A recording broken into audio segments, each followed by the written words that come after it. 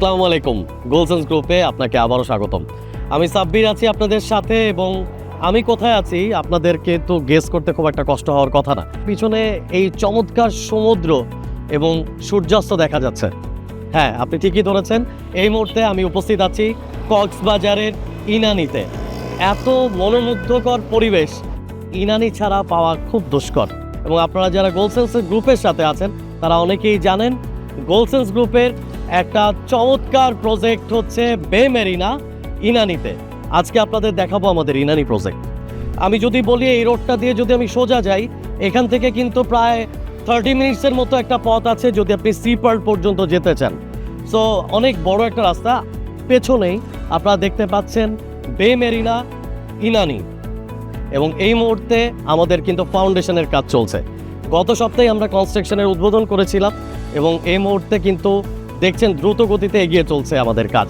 এখানে অলরেডি আমাদের ফাউন্ডেশনের কাজের যা যা প্রয়োজন, এখানে রড বাঁধার কাজ চলছে এবং এখানে ফাউন্ডেশনের কাজগুলো চলছে।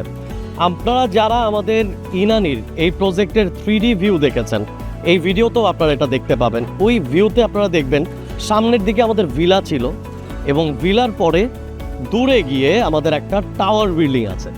এটা এখানে প্রায় 2টা টাওয়ার বিল্ডিং হবে, একটা বড় টাওয়ার বিল্ডিং, তার পেছনে একটা এনএক্স বিল্ডিং হবে।